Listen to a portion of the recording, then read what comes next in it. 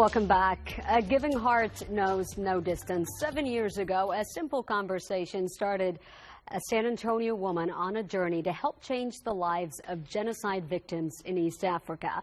She and her husband told me they're compelled to be part of what they consider a much bigger message.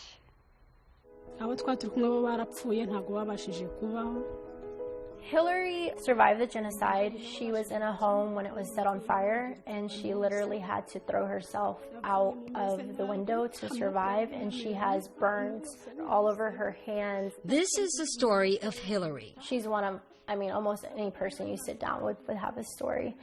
There's women who've lost their families and been sold into prostitution. And Marika Kakias and her husband Tomas are the narrators. Our friends here, Hillary. They share these images from the other side of the world in San Antonio. As you can see, Hillary lives in Rwanda, but she and many other Rwandans are a big part of the Kakias home. When the Rwanda genocide took place, I was 7 years old. I really didn't understand what took place in that country.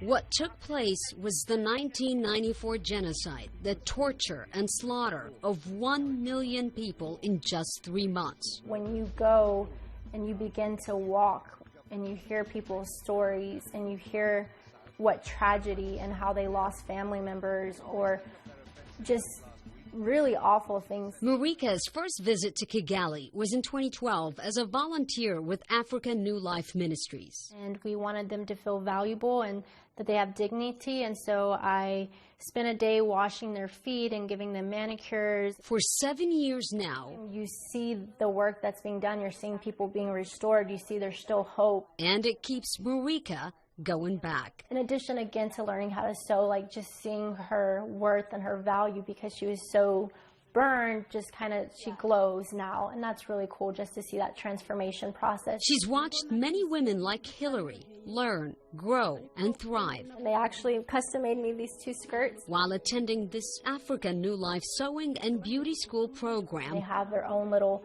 salon, and they have washing stations and everything like you would pretty much expect to see here. So by teaching them how to sew, it gives them a means to have a trade so that they can make an honorable living for their family. To survive. To survive.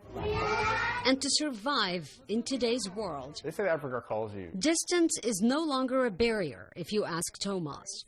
Here in San Antonio, every year, he and Marika, along with friends, wear these reminders and put on their sneakers at the 5K race for Rwanda. Thank you, San Antonio!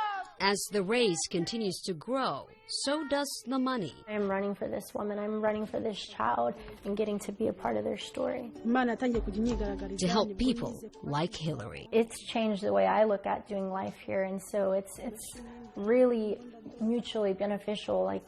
You're blessing them, they're blessing you, and I always feel like I walk away with a lot more than what I'm able to give.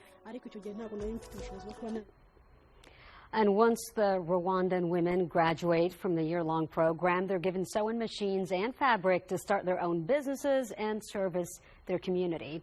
Now, there are multiple ways that you can help if you'd like. Sponsor a child, donate toys, money, or even travel to Rwanda as a volunteer. And if you would like to join the race here at home, the 5K Race for Rwanda is happening this Saturday, June 1st at Tejas Rodeo in Bulverde. Registration ends this Friday. To sign up, you can find the links on kens5.com under this story.